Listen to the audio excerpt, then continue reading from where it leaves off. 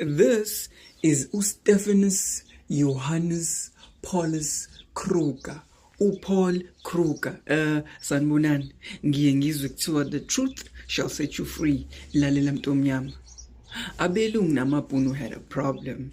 And uPaul Kruger, former president yase South Africa from 1883 to 1900s, was the only solution. uPaul Kruger, as the president yase South Africa, firmly believed in segregation and actively worked towards limiting the political rights of abantu abamnyama base South Africa. Under his leadership, the South African Republic enforced laws abenqabela umuntu omnyama from ukuvota, from holding political office and participating in government decisions. uPaul Kruger truly believed ukuthi umuntu omnyama akayilutho and deserves nothing. uPaul Kruger believed ukuthi akumele sivote, akumele sitholakale eParliament, and akumele sibe nama-political party. Kruger's government supported the expansion of white-owned farms at the expense of abantu abamnyama.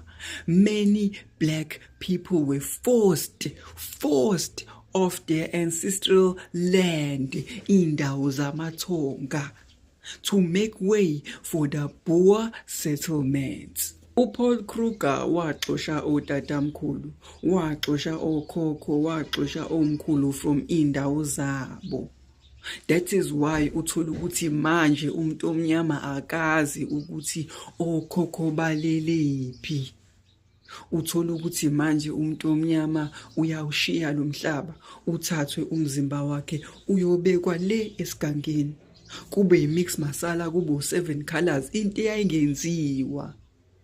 Njengamanje as a generation she lost all thanks to uPaul Kruger.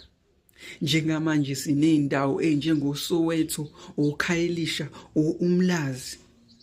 Njengamanje sinale ndawo uPaul Kruger created lezo indawo ukuthi sihlale kuzona, wasixosha from our ancestral lands.